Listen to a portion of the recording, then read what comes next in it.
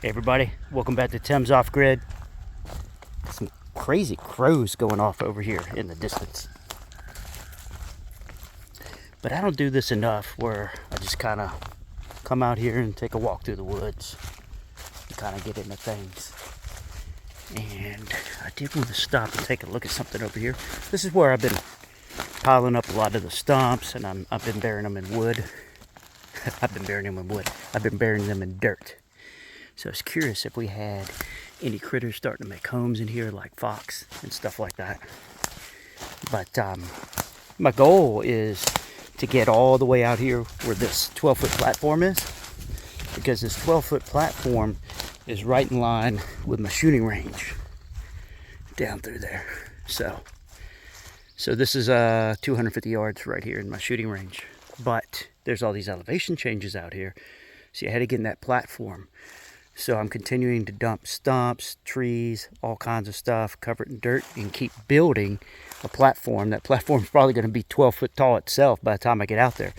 But you can see I got lots of stuff I can collect all over the place and add to this pile. And I'm still moving around a lot of dirt out here.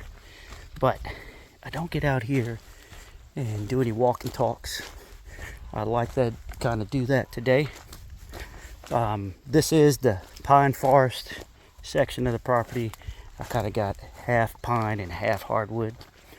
So here's where I would have to get up to see 275 yards.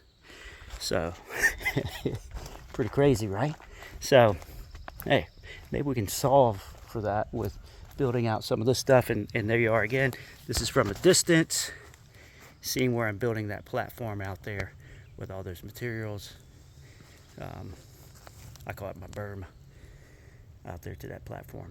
I've made a lot of headway over the last year and a half or so working on that. But I want to do this really primitive campsite back here for the scouts. This is one of the most remote places on the property back here. And there was a nor'easter that came through, I would say it was 2019, and laid out a good portion of the pine forest in this one area. And I spent probably a year and a half systematically cutting up those pine trees. And look, I can't even walk through here without like having to duck and cover or something. I spent a year and a half cutting up all those pine trees and staging them and piling them up.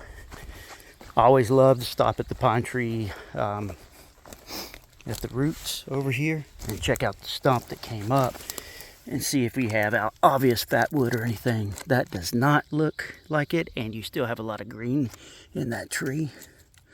Obviously there is a lot of dead in here though. That's why this tree did fall over. They just don't fall because they're great and healthy, because I shouldn't be able to pull stuff out of the stump of a pine tree. But when you're looking up a pine tree and you see all the dead limbs, you see just little stuff that's still alive up there. You know. It does have a pretty distinct smell, but fat wood's not going to do that. Fat wood is so hard. It's not going to come apart in your hand. All right, but you see even more pines as I walk through here, crisscross. And every now and then I need to come through here and clear out the trail. And you should never be walking under this stuff and over it either. So come down here and get the chainsaw and get the stuff out of the way. This is wide enough to where my tractor can drive down here too. So unfortunately, everything you see right here in this giant stack, I did by hand. The tractor didn't help me with a single bit with that. I didn't have the tractor back then, I don't think it was. Or maybe I was too afraid to try to drive it back here. But I did all of that by myself. And maybe I'll go look for those videos. I made videos where I was systematically doing all of this. It was crazy, but it kept me busy in 2020 when a lot of people needed a lot of things to do. This may be where some of these fox live too, that I keep seeing running all over the property. So this is that area where all the trees fell, and obviously more trees have fallen. Even this tree broke off right there and fell. And that tree right there broke off and fell. But I want to clear this back out, come down here and cut this grass. I feel like this is like a very cool primitive site. Plus you have a very cool clear view of the sky, so they could see all the stars and everything while camping back here. I just have to push back some more of these pine trees because you see what's happening out here. These things are just not awesome. This one's completely dead right here. It's a big one. That's over 12 inches in diameter down there at the base. That's probably a 14 or a 16. So I would need to get that one down and probably push everything up to that tree line right back there. All right, and do a full circle and then take a look. But I want to just walk back here and say, hey, here's some other projects I got in the works. I have come down here and cut this grass before with the lawnmower that I have. And just look at all this new growth, more pine trees. It's like now we have these guys, I don't know, 30 years old, ready to just fall over dead. And the replacements are coming right up. And we're going to be in the same situation. Everybody's struggling for the same sun. All their lower limbs fall off and die because they can't get sun. They're all kind of rooted in sand. So, but this is pretty impressive with all these pine trees. That's also a good point too. If I don't get down here and start cutting some grass, then this whole thing is pine trees all over again. But yeah, just wanted to kind of walk down here and take a look at something I wanted to work on here in the future. And you can see a pretty big root ball right there for one that blew over. So just lots of craziness. The stuff just not able to hold up very well around here. But you hear how quiet it is.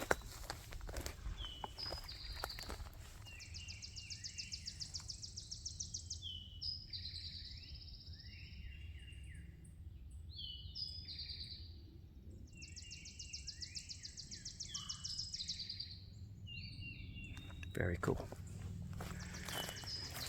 All right, we're gonna walk back up the hill. I've got to get going because I've got a trip coming up. So I got to get home, spend time with the family, get everything packed so I can leave out very early in the morning. Gonna drive about 1,000 miles tomorrow to get to my destination.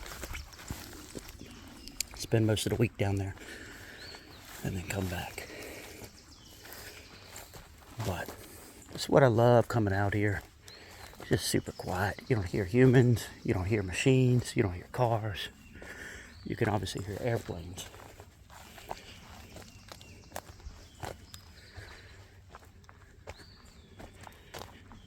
But it's just very cool out here.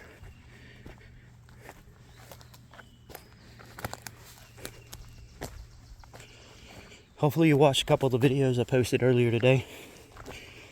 The first one was just a leadership talk with Temz, where I talked about just thanking mentors, sponsors, any adults, if you're a youth, that have helped you along your way, that have guided you, helped you, offered advice. Hopefully their advice worked out well. Just don't wait too long to thank the people that have helped you. You never know when they're not going to be there, and you can't thank them, and you drew it out too long.